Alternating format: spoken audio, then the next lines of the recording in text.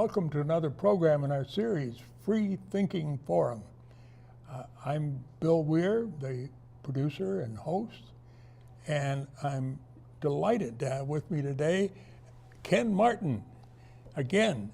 I'm grateful to be back here and joining you today. Yes, and thank you.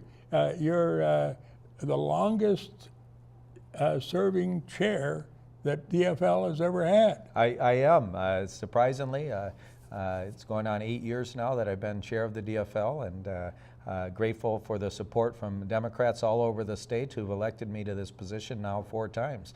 And certainly optimistic about the year in front of us, but we've got a lot of work to do to prepare. And with that experience, you've certainly had a hand in leading the Democratic National Committee as well. You were elected by your peers, were you? Yes, just about a year ago, last February 2017, out in Atlanta, Georgia, I was elected as the president of the Association of State Democratic Chairs by all of my colleagues and peers throughout the country, and that makes me a vice chair of the DNC. It allows me the opportunity to travel around the country working with Chairman Tom Perez and Deputy Chair Keith Ellison and other officers to help rebuild our Democratic Party. Of course, as you know, 2016 was a devastating year on many levels, and the morale of the DFL and the Democratic Party certainly couldn't be any lower than it was after that 2016 election. And so we had a lot of work in front of us, but I'm proud to report that a year and a half have gone by now since that election, and there's a lot of great testimony to talk about and things that we can point to that shows that the Democratic Party's back and we're ready for these elections coming up here in November. Good. And that's November 6th. Yep, be there. Polls open at 7 in the morning and they close at 8 o'clock at night. So. And to my mind, the best thing is that we can also vote weeks in advance. Well, one of the great advances here in Minnesota in terms of election law is, as you know, the no excuse absentee balloting, which allows people to vote from the comfort of their home and also to show up in person early. That really has allowed us to expand the ability for people to vote at their convenience, to show up when it makes sense for them, or to vote, like I said, from the comfort of their home. We've seen a number of people take advantage of that, and it's really increased our voter turnout, and I hope more people do take advantage of that in the future. The fact that they don't even have to turn out. Well, that's right. They're just voting by secret ballot from home. That's right. And we want to make it easy for people to participate in their democracy. Part of that is recognizing that not everyone's able to get to their polling place on election day. Some people work. Some people can't get out of their home. Other people, would prefer to do it at a earlier day, that's more convenient for them in their life, and that's really what we should be doing, is making voting more convenient so more people can participate. And the election judges, they may be away from their own precinct. Well, that's right. Vote in advance too. No doubt about it. Yeah. And this is accompanied by a lot of new energy supporting the DFL, our Democratic Party in Minnesota. Well, like I said, I think we hit a low water mark in 2016 where people woke up the day after the election depressed, wondering how in the heck did we lose to Donald Trump? How did we find ourselves in that scenario? But in the months since then, what we've seen is people who might have been engaged in this process 20, 30 years ago, dusting off their shoes and saying, I need to get back into the fight. And then we see many new people. Now, mind you, I didn't say young people, new voices, new perspectives, people who come up to me at every stop I make around the state saying, I never thought in a million years I would have been in this room with the Democratic Party, with the DFL, but I felt like I had no other choice, that truly the future of our country and our democracy is at stake and it is in jeopardy, and I have to roll up my sleeves and do something about it. And so that energy to me is what's really lifted my spirit, and of course people around the country seeing that. I think there's been no greater galvanizing force for the Democratic Party nationally and for DFLers here in Minnesota than Donald Trump and the Republicans and what they've been doing in Washington. And what they've been doing in affecting voting. Well, absolutely, but you know, Illegally. clearly, you know, policies matter, and there's Yes. consequences to elections. It's not just about winning. As I always say, when I was younger in politics, you got caught up in the sport of campaigns. The idea is that you needed to beat the Republicans, you needed to win, and it's not really about winning. The reality is when you lose elections, there are consequences. People's lives are impacted. And when you win elections, you can do good things to help improve your communities and make a difference in people's lives. And so that's really what it's about. And unfortunately, over the last year plus now that Donald Trump's been president and the Republicans have controlled Congress and state legislative bodies around the country, we've seen really dramatic consequences to our communities and to people throughout this country. And I think that's one of the real big reasons you're seeing such a backlash. Donald Trump promised people that he was going to make America great again, and he's done nothing but. And he certainly hasn't delivered on the promises he made during the election to improve people's lives. It's one scandal after another, no real sense of legislative agenda or a sense of purpose or a sense of accomplishment at this point. People's lives aren't getting better under Donald Trump and the Republicans. If anything, they're getting worse. And I think that's why you're seeing such a backlash. But I have to caution people.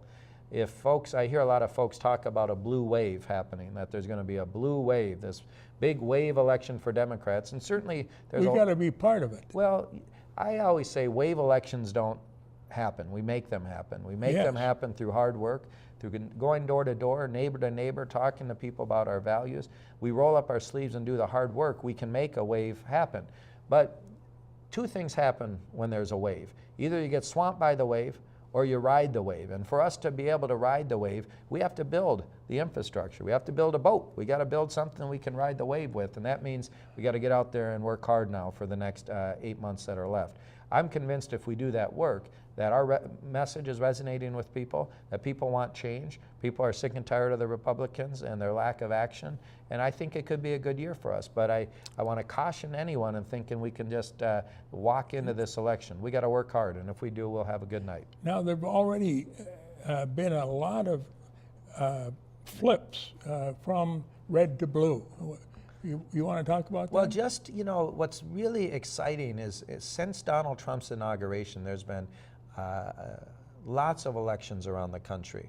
And we've had 39 seats that have flipped in ruby red districts to Democrat. 39 red to blue flips. Solid Republican but seats. Now they're Democratic. Now they're Democrat. And so, you know, we just saw that 2 weeks ago, actually, in Pennsylvania's 18th congressional district, where Connor Lamb beat the Republican in that district, which is a plus 20% Donald Trump district. So if it's happening in places like that, we see this all over the country, 39 red to blue flips. We won the Virginia governor's race, the New Jersey governor's race, and yes, we even won a Senate seat in the state of Alabama. And if you would have asked me 2 years ago if we would have won a seat or picked up a seat in the U.S. Senate in the state of Alabama, I would have told you you're crazy. But here we are, going into this election cycle 2018, picking up seats in places that people would have written off years ago.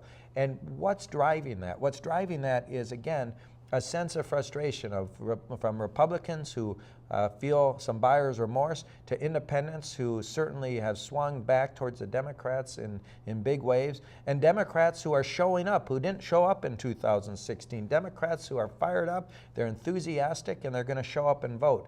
One of the things we look at, Bill, in elections is not just the horse race questions on polls where you say, you know, do you support X candidate or Y candidate? That gives us a little bit of a sense of where the race is. But what really gives us a sense of what's going to happen is the mood of the electorate. And we measure that in two different ways. One is we ask people how enthusiastic they are about voting.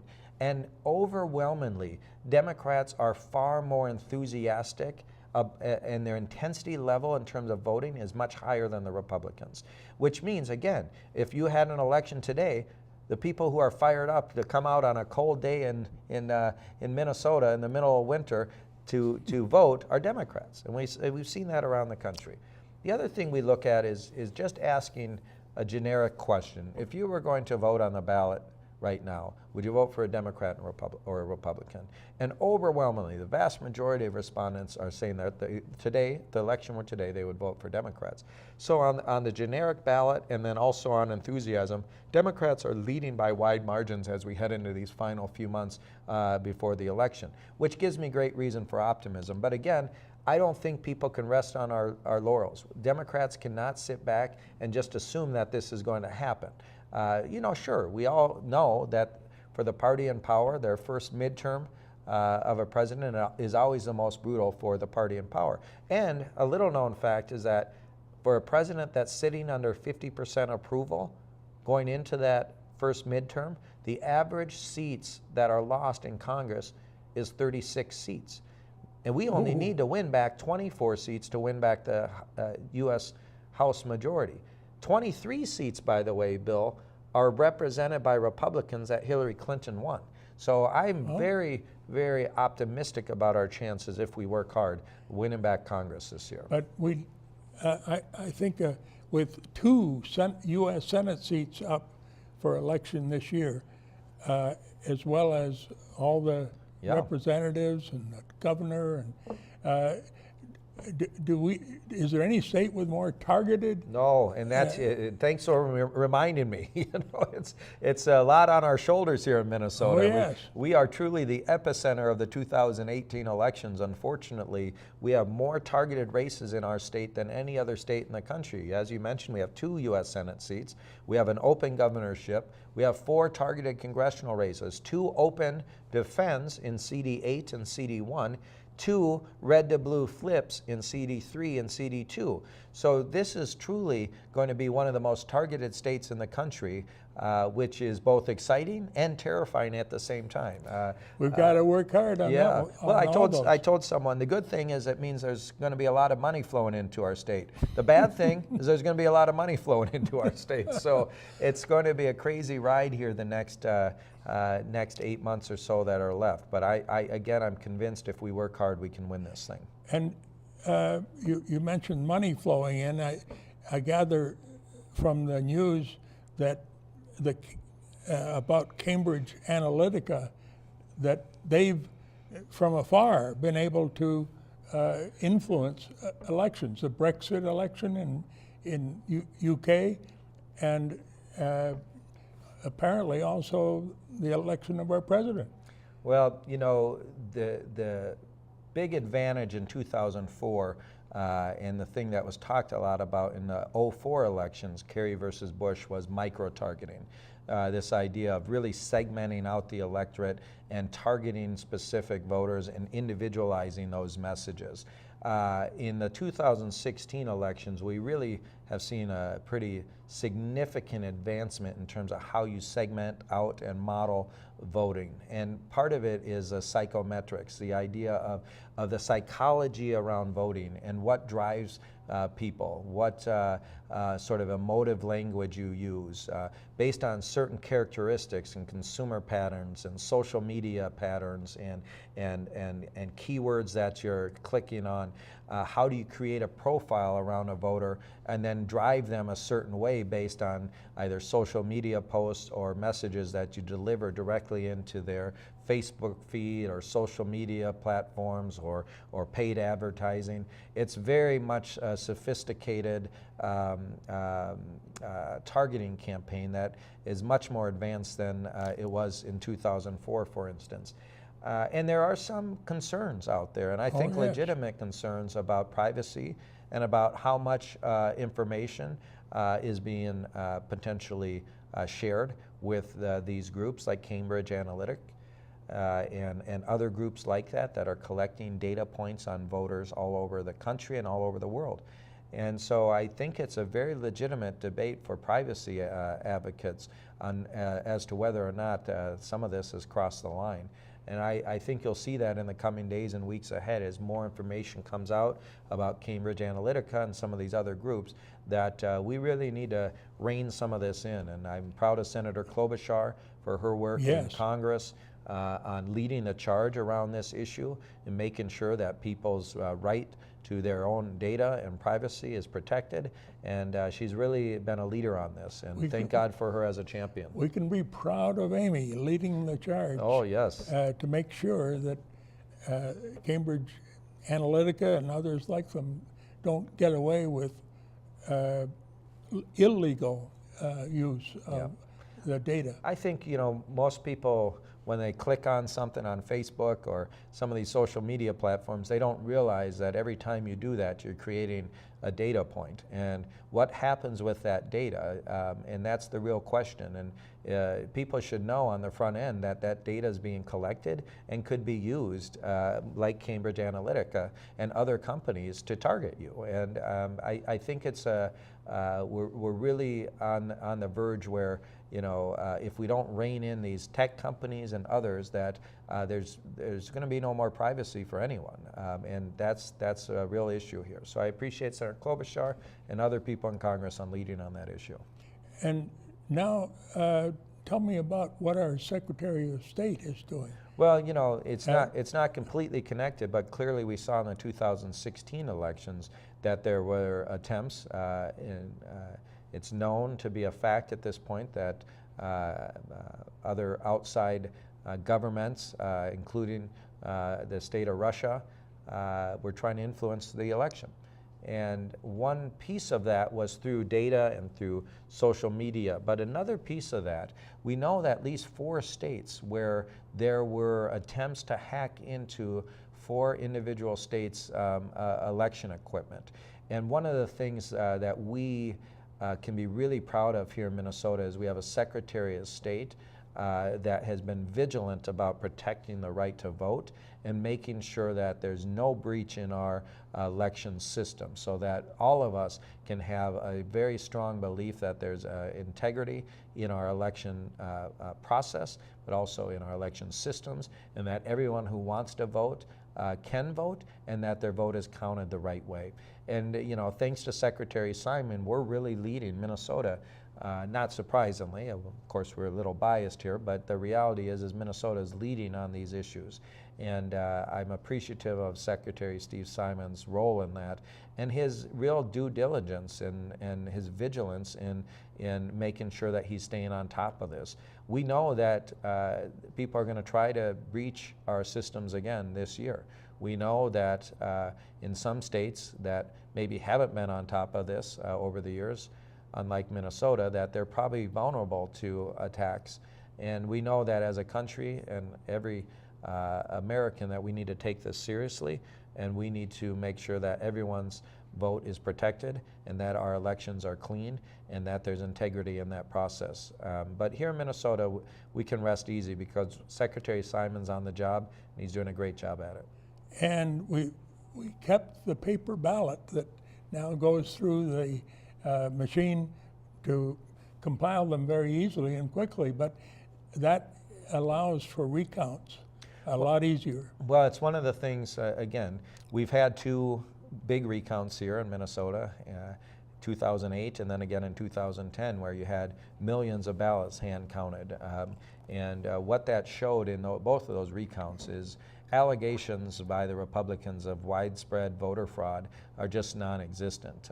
And any instances of voter fraud are isolated and contained. It's not widespread, and it had little to no impact on any of our elections in this state or frankly around the country. But what we're facing now is a more imminent and existential threat, which is attacks from outside forces outside of this country who are trying to hack into our election systems and change the result. All of us should take it very seriously. And again, thank God for Secretary Simon, who's been talking about this for some time. Yes. Now, the psychometrics that we talked about a moment ago, used by Cambridge Analytica, is there attention to this by the Democratic National Committee? There is, and you know, I think the DNC understands that the reality is we need to make sure that we are talking to voters and understand the psychology that goes into people's voting patterns, but that we also make sure we're not crossing any ethical lines as it relates to privacy.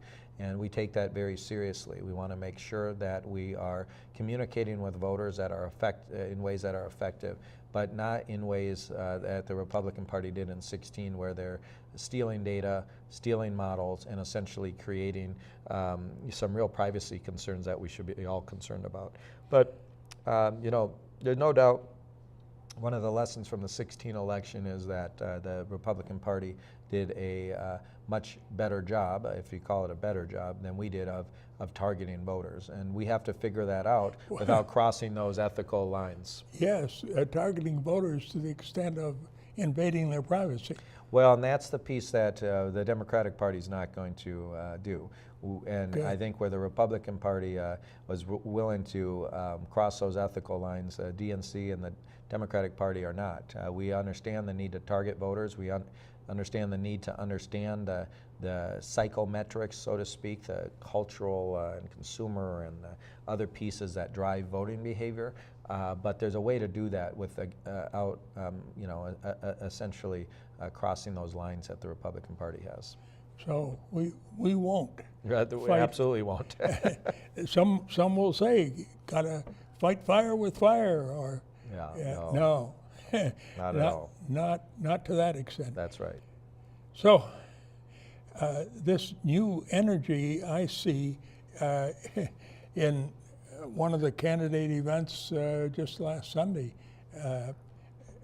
just a great enthusiasm by new candidates that had not been active, even though in the party, but they certainly well established in the community. Well, if you look at first off, on our candidate recruitment side of things, we only have on the legislative races, out of all 134 seats right now here in Minnesota's State House, we only have 8 seats left to fill. Normally at this stage of the game, we would have 20, maybe 30 seats still where we have holes, where we're looking for candidates. Good. What that shows me is that there's great energy. People are coming out of the woodwork not only to roll up their sleeves and volunteer and knock doors and talk to voters, they also are running for office. And it's not just finding a warm pulse to be on the ballot, right? It's actually really good, great candidates, community leaders and activists and teachers and nurses and doctors and lawyers and you name it, people from all walks of life, and diverse and young, and people who are bringing great life experiences to the table. I am really excited about the slate of candidates we have. And so, you know, again, the reasons for optimism abound. It's not just the energy we're seeing, it's the fact that we've got great candidates who are going to connect with voters throughout the state. And I'm really excited about all of the candidates. And it's not just in the legislative races, in the congressional races, we have great candidates running there. We have wonderful candidates running for governor. We have got a great slate of candidates running for constitutional officers. So I actually believe this could be a great year for Democrats. But again, I will just continue to be Johnny One Note on this. We have to work hard.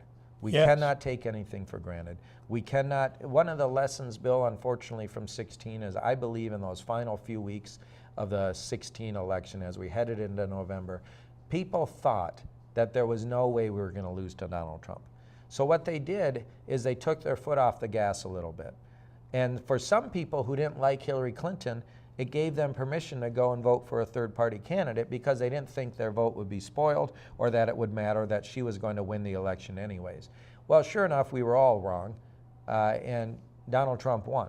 And we cannot risk resting on our laurels again. We cannot assume just because there's some wind at our back that it's going to blow us right into the election. No, I think what we have to do is realize that you have to run like you're 20 points behind, even if you're 20 points ahead. And I'm not saying we're ahead, but there's certainly some good things that are working in our favor right now, but let's run like we're behind. And then wake up on the day after saying, you know what, we left everything on the field and we won elections because of it, and now we can make a difference in people's lives. That's a very great way to put it, Ken. I hope all of our listeners are fired up now. There's one, we haven't touched upon a question that one of our elected leaders raised about why do we have these precinct caucuses that are difficult for people to get out to? There's no babysitting, there's no... Well, you know, I respect some of the... Couldn't we just have primaries? Yeah, look, I respect some of the feelings on this, and I understand people, some of people's complaints about participation, and there are definitely barriers to people participating in the precinct caucus system, no doubt.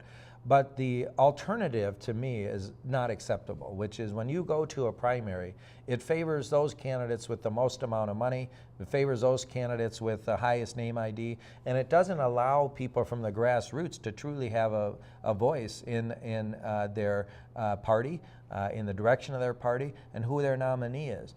The thing that I love about our precinct caucus system is it's truly from the grassroots up. In a lot of state parties around the country, it's much more of a top-down situation where average people have no real voice within their party as it pertains to the platform, as it pertains to party leadership, as it pertains to the nomination of candidates. Here in Minnesota, you know, Paul Wellstone, who I worked for, right, and he never would have been elected to the U.S. Senate as he was running against two well-established Democrats at the time. Not if there were just a primary. Well, if there were just a primary, right.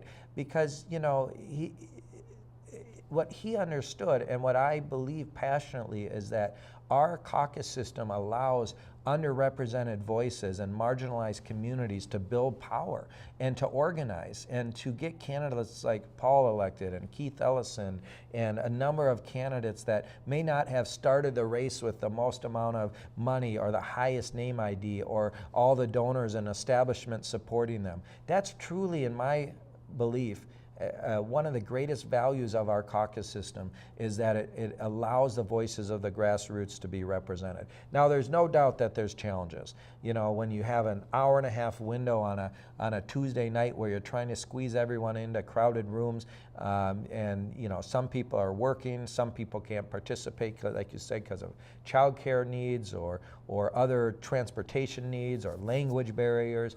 All of those things are true. And we have to find a way to overcome those, but not at the expense of getting rid of this system that allows people to build power. And so I'm always open to ideas from people on how we can fix the caucus system and make it more accessible, but not to get rid of it. I'm a strong supporter of it, and I'm going to continue to be as long as I'm chair. Good.